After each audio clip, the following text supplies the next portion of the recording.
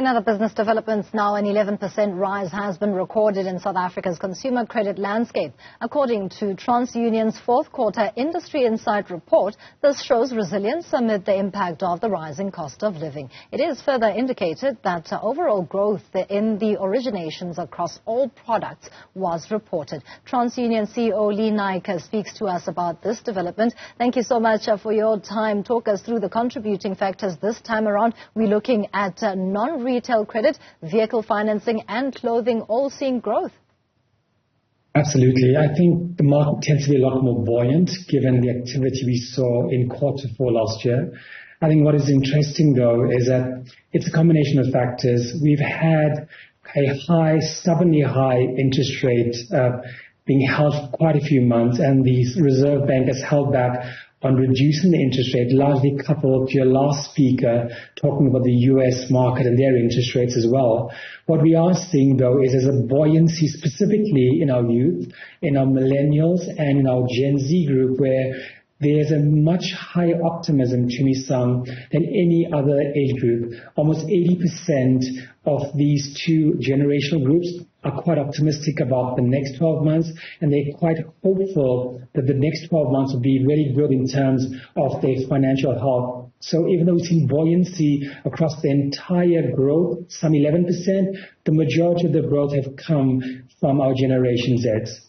Let's talk about the Gen Zs. What is making them that optimistic? Because although we've had a stay in the repo rate in the country for over 5 months now, 5 consecutive meetings of the Monetary Policy Committee meeting, the interest rate remains at an elevated level, which some have described as simply unaffordable. That's absolutely correct. What is interesting with the older generations, specifically your baby boomers and your X's, is that the youth have actually been quite conscious of the world that they live in. We see that Generation Z and millennials actually being quite cautious as to the debts they take on. They typically stay with their possessions a lot longer. They stay with their parents a lot longer.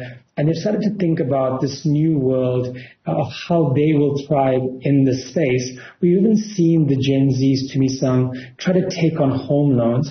And here's a really positive story for South Africa. Amidst a very stubborn pattern of high interest rates, we've seen the lending sector try to use new techniques to understand the potential in our youth.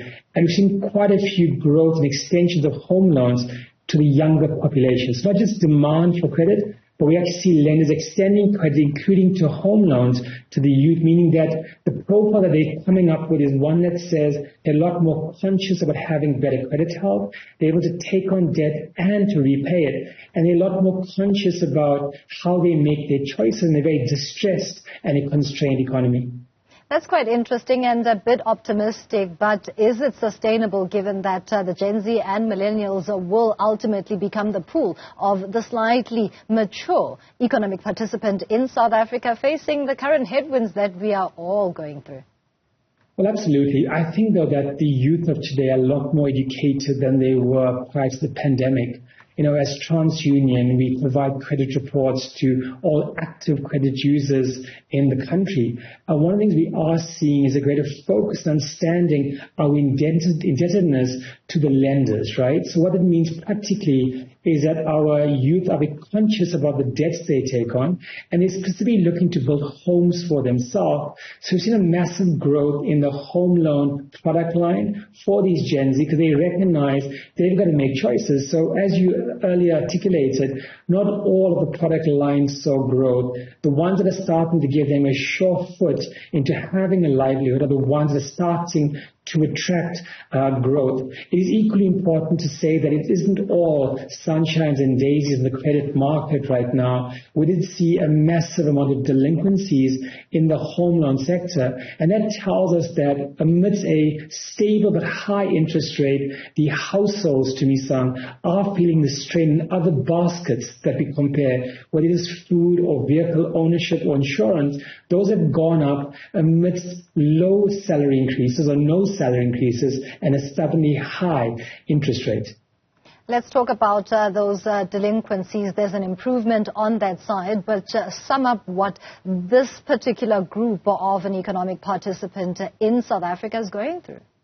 Yeah, absolutely. So I think the biggest thing we saw that from a delinquencies perspective, we found that the vehicle space were generally flat from a delinquencies perspective, and we found that the home loans deteriorated. It's actually important to think about the psyche of individuals and how they respond to credit. What we do know is that amidst a tough distressed household, people want access to liquidity, access to cash, to purchase food for their house, to purchase consumables, and to provide mobility so they can go to and from their jobs. What we've seen in Q4 is that there was an improvement in delinquencies in areas such as personal loans and credit cards that give you instant access to liquidity, payment of your vehicle finance, which allows you to move around. But people know that it's harder to pay off a bigger amount every month towards your home loan. And under the distress of increasing prices, some of them have held out on meeting their monthly payments. Here's the challenge though. We've all been waiting and hoping that the interest rate cycle would turn around the middle of the year.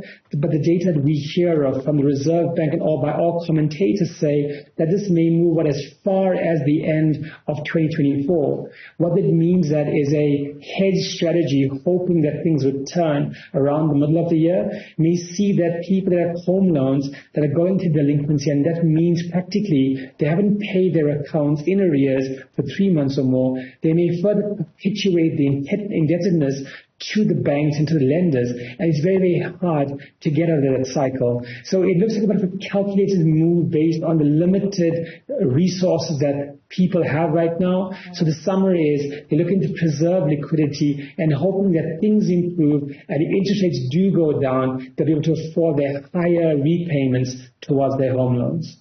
Lastly, would you say that is a trend that is expected to continue in the near term, as there is no magic wand to a turnaround in the current economic climate? It's not a South African problem, but also a global one where inflation is still high, which is why the interest rate is at the levels that it is.